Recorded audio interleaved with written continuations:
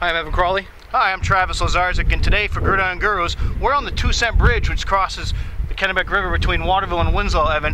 Which we're looking at the battle of the bridge this week between the two best teams in Eastern Class C, Waterville and Winslow, both teams 6-0 coming into this game. Yep, this will be the 86th meeting between the two teams. I know you wrote last year, Travis, leading up to their Eastern C final game, that might be the biggest game in the history, or one of the rivalry. And this one certainly has got to be up there as far as important meetings go, with both teams undefeated. Yeah, talking to some people who've been around the rivalry for a while, nobody can really remember if they've ever met when both were undefeated. If they have, it's been, we're looking way back, decades.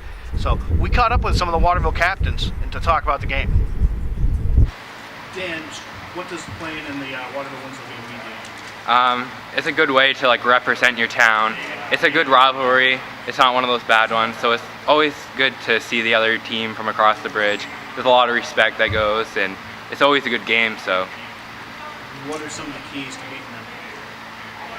Containing Happers will be a big one, and then controlling the line of scrimmage will be the other one, which I think that we have a good shot at doing.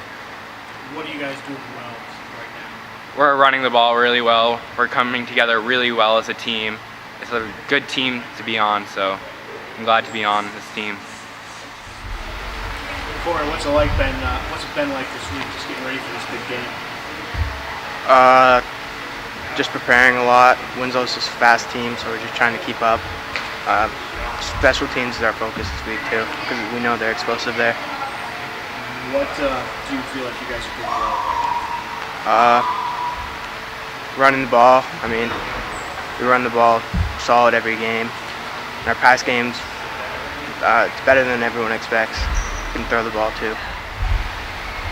Alex, what does playing in the Waterville-Winslow game mean to you? It's really a pride game. Honestly, we have to do well so we can hold it over them for the rest of the season or the rest of the year. It's a big game for us. I look at it as kind of another game that we're playing in the season, trying not to take myself out. Your teammates mentioned stopping Dylan Hackworth. What do you guys got to do to kind of slow him down? Really contain, keep him on the inside of the field and not let him go outside and run up the sideline like he likes to do.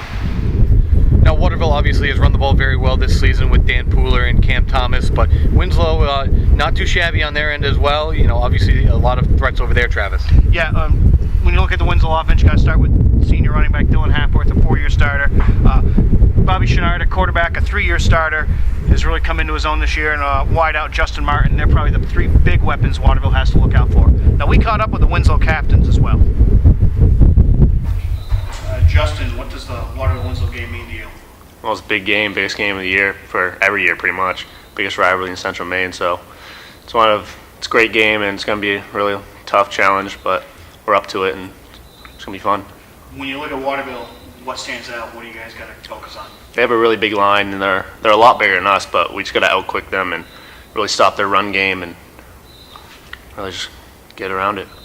What are you guys doing well right now? We're running the ball pretty well, but we just got to keep working on that and get some passes in there and help us out. It's got to be good to have a tough game leading up to this like you guys had at Foxcroft. Yeah, it was a great game. We said no trap game all week, and it's almost what it was, but it was a really good, tough inning game. Helped us out for this big game coming up. All right, thanks for your time. Bobby, what does this game mean to you? It's definitely the biggest game of the year. Brings it all down to who's going to be first for Class C East, I think, and it's definitely going to be big going in playoffs, get that first round bye for whoever wins. So, where have you seen your team improve over the year? Our line's done a really good job all year of picking up blocks. They really out-hustled everyone that we played so far. Running backs doing a good job finding the holes and just picking the spots and breaking them loose. What does Waterville do defensively that you got to watch out for? They got a big line up front. They're good at stuff in the run game.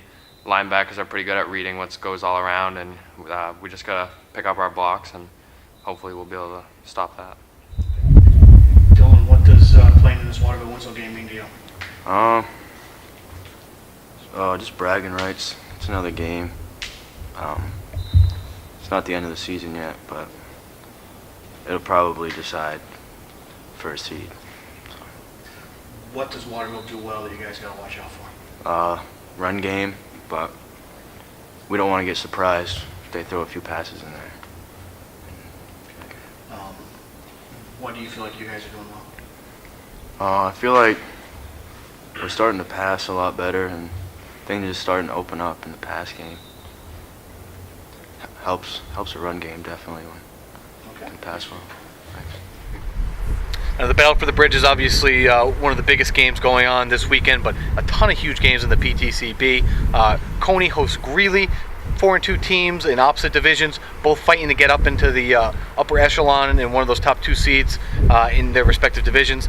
Gardner-Skowhegan kind of at the other end. They're looking to, both those teams still fighting for a playoff berth, and the winner of that will certainly have the inside track into that. But the game everybody will be looking at, Travis, is certainly Lawrence-Brunswick. Yeah, Lawrence is going to Brunswick. They're both 5-1, tied for the top spot in the PTCB right now. Winner's going to have not an automatic berth to the number 1 spot, but the inside track at the number 1 seed in the upcoming playoffs, and at least a good chance at one of those 2 byes. It'll be interesting to see if Lawrence can contain the running game of Brunswick like Mesolonsky did last week in handing the Dragons their first defeat. And also in Western D, it was kind of turned upside down this week. Trape they self-reported using an ineligible player, forcing them to forfeit their 3 wins. They go from 3-2 and a potential top 4 seed in the playoffs. Now they're at the bottom, trying to fight their way in over Telstar and a couple other teams that are kind of at the bottom over there. So there's a lot of still to be determined, and a number of big games in Western D as far as playoff seeding goes and who's going to get in. And also in terms of playoff seeding, MCI, correct, Travis? Yeah, in Eastern D, in the LTC, MCI at 6-0 can clinch the number 1 seed overall heading into playoffs with a win over Orono on Friday night.